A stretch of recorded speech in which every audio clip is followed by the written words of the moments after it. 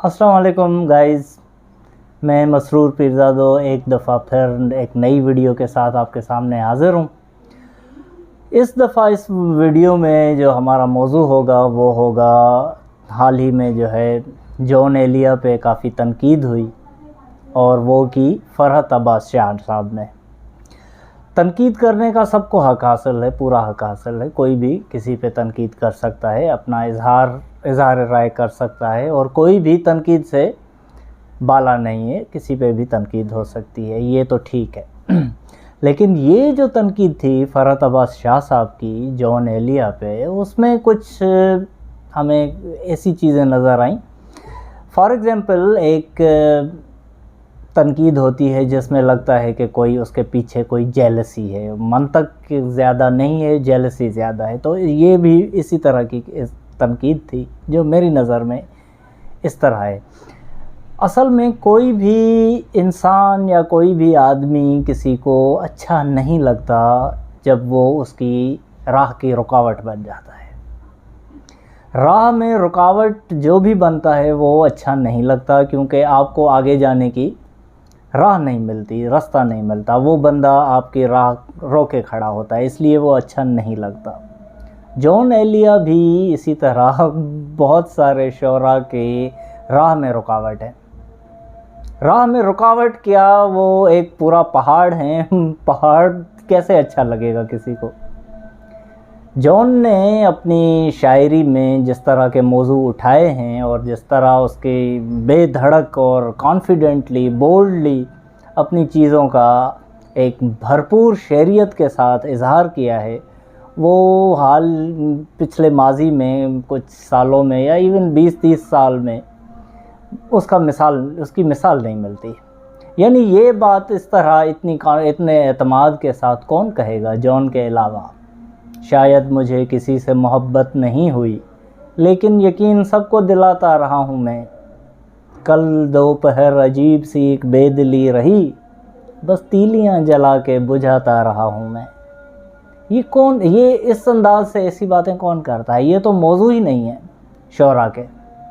शायर तो अक्सर व बेशतर शायर ऐसे सोचते भी नहीं है, सोचते हैं तो लिखते तो तक नहीं है।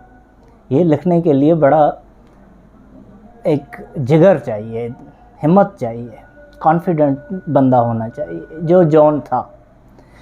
अक्सर शायर या अक्सर इंसान 3 चीज़ों के मामले में वो मोहतात रहते हैं, उनके बारे में ज़्यादा ख़राब बातें नहीं करते या उनके बारे में कुछ गलत सलत नहीं कहते।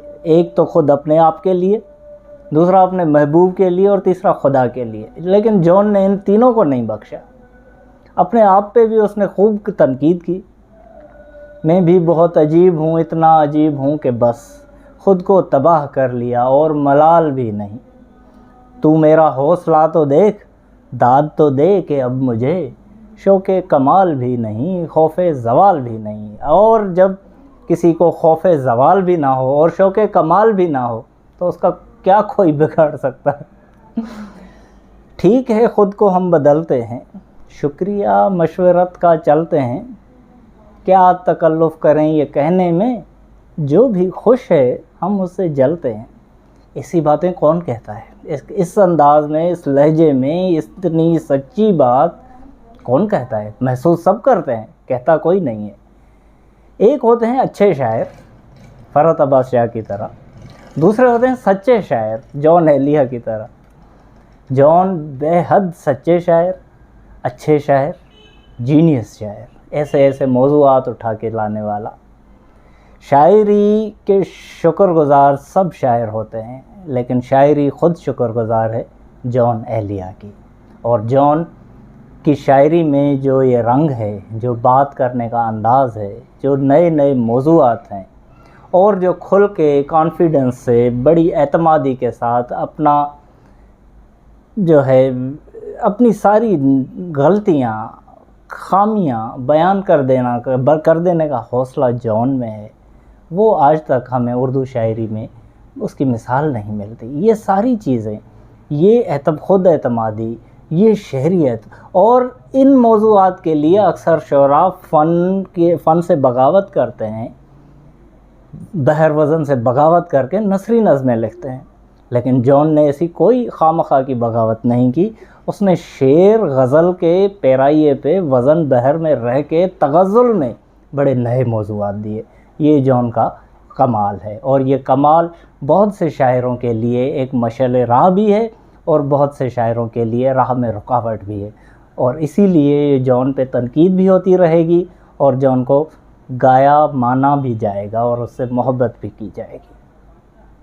اگر یہ میرا چینل آپ کو پسند آ رہا ہے، اچھی باتیں لگ رہی ہیں، تو ضرور اسے سبسکرائب کر دیجیے گا اور اپنے دوستوں میں بھی شیئر کیجیے گا۔ Thank you.